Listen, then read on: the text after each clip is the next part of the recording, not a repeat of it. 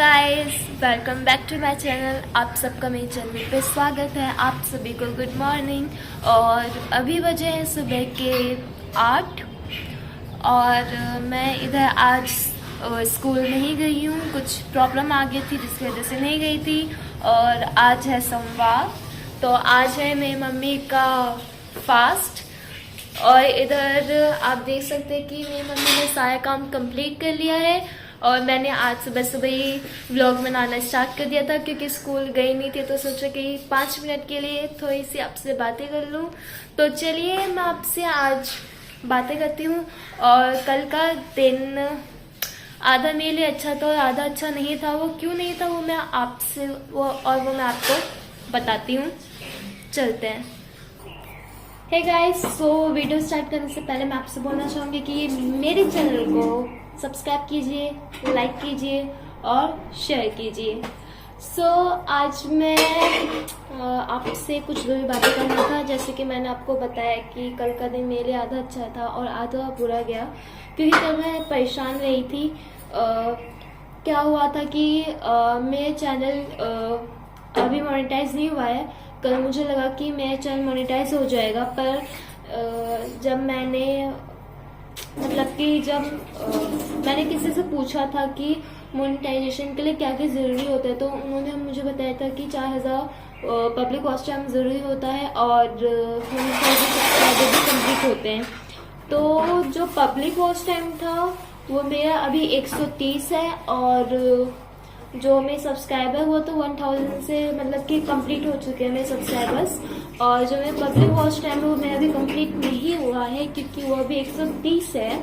वो ऐसा इसलिए हुआ है क्योंकि मैंने बीच में, इसमें मेरी भी गलती है क्योंकि इसमें मैंने बीच में व्लॉग मतलब कि मैं व्लॉग बनाती थी पर कोई देखता ही नहीं था, कोई रिस्पॉन्स ही नहीं आता था। तो इसलिए मैंने व्लॉग बनाना काफ़ी महीनों से बंद कर दिया था। फिर जब मैंने शॉर्ट्स बनाना स्टार्ट किया तो आप लोगों ने बहुत ही प्यार दिया, तो सपोर्ट करा मुझे यहाँ तक पहुँचाया। पर मुझे वैसे जब मैंने वॉच टाइम देखा तब 4000 कंप्लीट हो चुका था। जब फिर मैंने बाद में जो मोनेटाइजेशन के लिए मैंने अप्लाई करने के लिए मैं जब गई तो वहाँ पे लिखा था कि 4000 पब्लिक वॉच टाइम जो होता है, पब्लिक हॉर्स जो होता है वो कंप्लीट नहीं हुआ है मेरा, जिसकी वजह से मेरा चैनल अभी मोनेटाइज नहीं हुआ है। तो मैंने उधर अप्लाई किया था तो उसमें लिखा था कि जब आपका एनेबल हो जाएगा अप्लाइजेशन के लिए, मतलब कि जब आप मोनेटाइजेशन के लिए एनेबल हो जाएगा आपका, जब आपका सब कुछ कंप्लीट हो जाएगा तब हम आपका एक ईमेल भेज देंगे। तो उसी वजह से जब मैंने सोचा कि मैं तो 4000 वॉच टाइम कंप्लीट हो चुका, तो ऐसे क्यों हो रहा है।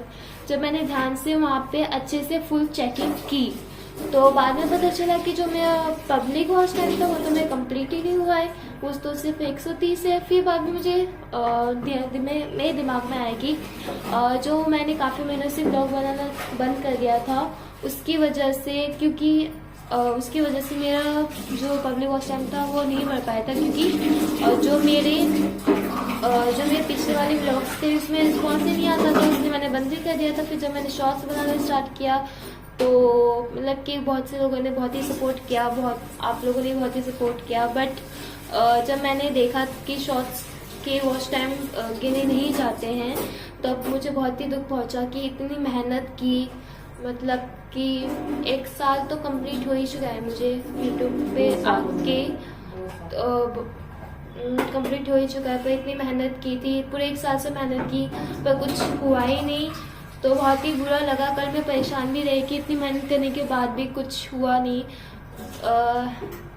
बस यही बताना था आपको कि मैं बस इतना ही चाहती हूँ कि आप मेरे चैनल को देखिए, मेरे व्लॉग्स को देखिए। जितना प्यार और जितने मतलब कि जितने प्यार से आप मेरे शॉर्ट्स वीडियो को देखते हैं, जितना आप सपोर्ट मेरे शॉर्ट्स वीडियो को करते हैं, उतना ही मेरे चैनल को भी, मतलब कि मेरे व्लॉग्स को भी सपोर्ट कीजिए। मेरे व्लॉग को ज़्यादा से ज़्यादा देखिए। मुझे नहीं पता कि मैं कैसे व्लॉग्स बनाती हूँ, अच्छे या बुरे, क्योंकि कोई कमेंट करके बताते ही नहीं है। तो मैं बस आपसे इतना चाहती हूँ कि अगर आपको मेरे व्लॉग्स बोरिंग लगते हैं, इंटरेस्ट नहीं आता है, तो आप मुझे कमेंट में लिखिए, मैं इम्प्रूव करूँगी। कहाँ पे क्या गलती हो रही है वो मुझे बताइए, मैं ज़रूर इम्प्रूव करूँगी। बट पहले वाले ब्लॉग्स में कोई रिस्पॉन्स ही नहीं मिलता था, इसलिए मैंने बनाना बंद ही कर दिया था, क्योंकि कोई बताते ही नहीं था कहाँ क्या करना है, कहाँ क्या नहीं करना है, क्योंकि मुझे इतनी नॉलेज नहीं है, मतलब कि अभी भी इतनी नहीं है। तो थोड़ी मतलब कि है, बट अभी भी कहीं ना कहीं मैं फंस जाती हूँ। तो पर कोई बताते नहीं, कुछ लोग जो बताते हैं। इम्प्रूवमेंट लाने की कोशिश भी की थी मैंने की, और ब्लॉग्स में पता नहीं कैसे बनते हैं कैसे नहीं। तो आप लोग जब तक आप लोग मुझे नहीं बताओगे मुझे कैसे पता चलेगा। तो बस इतना ही चाहती हूँ कि सब्सक्राइब कीजिए, लाइक कीजिए, शेयर कीजिए और कमेंट करके बताइए। तो आज मैं आपको अपना घर दिखाती हूँ अच्छे से, प्रॉपर तरीके से। मतलब कि मेरा घर नहीं, किराए का घर है। हम लोग किराए के घर में रहते हैं, अभी हमारा घर बना नहीं है। और जो मेरी मम्मी की जितनी भी सैलरी आती है वो तो सब कुछ किराए, मेरे खर्चे में जो भी स्टडी का खर्चा होता है और जो कमरे का खर्चा हो, तो मेरी मम्मी के सारे पैसे उसी में वेस्ट हो जाते हैं। और घर में क्या दिक्कतें चल रही होती है वो मम्मी मुझे बिल्कुल नहीं बताती है। पर इसका मतलब ये नहीं कि मुझे पता नहीं चलता, मेरी मम्मी मुझे बताती नहीं है, क्योंकि मम्मी ने कभी किसी चीज़ की कमी होने ही नहीं दी थी। नए खाने, कपड़े, किसी भी चीज़ की कभी कमी होने ही नहीं दी। हर एक चीज़ मुझे ला के देती थी। और पहले भी मुझे कोई दिक्कत, मतलब कि कोई भी परेशानी से महसूस नहीं होती थी, क्योंकि मेरे पास सब कुछ होता था, खाने से लेके सब कुछ, कपड़े लगते जितने भी होते थे सब कुछ होता था। इसलिए मुझे कभी भी ऐसी दिक्कतें मुझे दिखी ही नहीं। पर जब से मम्मी ज़्यादा परेशान रहने लग गई, मतलब जब से कोरोना टाइम आया था तब से मम्मी काफ़ी ज़्यादा परेशान होने लग गई थी, बिकॉज उसमें जॉब का खतरा थोड़ा सा बन गया था, जॉब जाने का खतरा। तो जिसकी वजह से मैं बहुत परेशान रहती थी। तब मैंने देखा तो मुझे एहसास हुआ कि हाँ, कि घर में बहुत सी दिक्कतें हैं जो मैंने अब तक नहीं देखी थी। पर मम्मी फिर भी मुझे बताती नहीं थी कि क्या दिक्कत है क्या नहीं दिक्कत है। वो मतलब कि जब भी मैं पूछती थी मम्मी कहती थी कुछ नहीं हुआ है, कुछ नहीं हुआ है। तो इसलिए, पर मतलब कि मुझे नहीं बताती थी, तो मुझे मेरी आंखें तो हैं, मैं देख तो पाती थी क्या दिक्कत है क्या नहीं है। तो इसलिए तब से मैंने सोचा कि एक यूट्यूब प्लेटफॉर्म में जाऊँ, वहाँ पे आप वीडियो व्लॉग्स बना देती, रिस्पॉन्स नहीं आता था, बंद कर दी, फिर शॉर्ट्स स्टार्ट हो गया, फिर वही जो मैंने आपको बताया। तो मैं बस यही चाहती हूँ, मैं सिर्फ मम्मी की मदद करने के लिए ये मैंने बस वीडियो बनाई है, ताकि उनका कुछ सपोर्ट कर सकूँ। और मेरी इतनी एज नहीं हुई है कि मैं जॉब करूँ, ये करूँ। तो मैंने सोचा क्यों ना थोड़ा सा सोशल मीडिया पे ही चला जाए, क्योंकि मुझे सोशल मीडिया में ज़्यादा इंटरेस्ट है। वहाँ सोशल मीडिया में काम करना मुझे बहुत ही ज़्यादा पसंद है, मैं आपको बता दूँ। इसलिए मैं यूट्यूब के प्लेटफॉर्म में आई थी। और मैं बस इतना चाहती हूँ कि आप लोग मुझे सपोर्ट कीजिए, मेरे व्लॉग्स को देखिए और please please please please please पूरा सपोर्ट कीजिए। और मैं आपको इनविटेशन देना चाहती हूँ कि जिसको भी मेरे बर्थडे पे आना है वो आ सकते हैं, लेकिन गिफ्ट लेके आना। ये बोलती है ना कि मेरे बर्थडे मुझे कोई गिफ्ट नहीं देता है, इसलिए मैं बोलती हूँ इसको गिफ्ट लेके आना, क्योंकि बेचारे हर साल बर्थडे आता है लेकिन इसको कोई गिफ्ट नहीं देता कोई है ही नहीं तो देगा कौन। सही कहा। वैसे कोई हमारा होता तो देता भी गिफ्ट, कोई हमारा है ही नहीं। हम माँ बेटी अपने में केक काट लेते हैं, बस क्या कहें, किसको बुलाएं।